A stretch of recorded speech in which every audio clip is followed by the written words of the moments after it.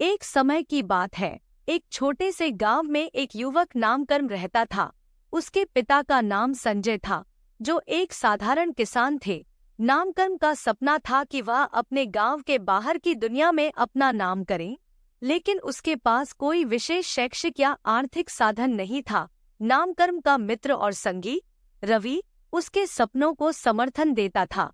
दोनों एक दूसरे के संग अनगिनत सपने देखते और उन्हें पूरा करने के लिए मेहनत करते थे। एक दिन गांव में एक गुरु आया, जिसका नाम धीरज था। धीरज ने गांव वालों को ध्यान की विभिन्न प्रकार की शिक्षा दी। नामकर्म और रवि भी उनके शिष्य बने। धीरज के साथ रहकर उनकी सोच में एक नई दिशा आई। उन्हें अपने सपनों को पूरा करने के लिए नई ऊर्जा मिली। नामकर्म और रवि ने समय के साथ कठिनाइयों का सामना किया, लेकिन उन्होंने हार नहीं मानी। धीरे धीरे उनकी मेहनत और लगन ने उन्हें सफलता की ऊंचाइयों तक पहुंचाया। अनेक वर्षों के बाद नामकर्म और रवि ने अपने सपनों को पूरा कर लिया। उन्होंने गांव के लिए नई सड़कें बनवाई, विद्यालय और अस्पताल खोले और गांव के लोगों की जीवन शैली में सुधार किया।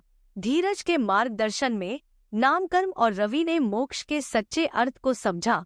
उन्होंने यह जान लिया कि सच्चा मोक्ष समर्थन और सेवा में है, और अपने कर्मों से उन्होंने अपने जीवन को वास्तविक मोक्ष प्राप्त किया। इस कहानी से हमें यह सीखने को मिलता है कि सपनों को पूरा करने के लिए मेहनत, संघर्ष और समर्पण की आवश्यकता होती है। मोक्ष उस स्थिति में है जब हम अपने कर्मों से अपने और दूसरों के लिए शांति और संतोष प्राप्त करते हैं।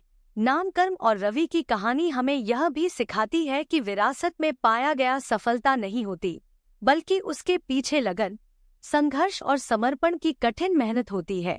जब हम अपने सपनों के लिए काम करते हैं, तो हमें अवसर और स्थितियों का सामना करना पड़ता है, जो हमें हार और निराशा की दिशा में ले जाने की कोशिश करती है। लेकिन असली उद्दीपन तब आता है जब हम इन कठिनाइयों का सामना करते हैं और उन्हें पार करते हैं। ध्यान के मार्गदर्शन में नामकर्म और रवि ने सच्ची समझ और संगठन की शक्ति को जाना। उन्होंने एक दूसरे के साथ मिलकर काम किया, साझा किया और साथ में प्रगति की। उनका साथीत्व और साझेदारी ही उन्हें समृद्धि की ऊंचाइयों तक ले गया।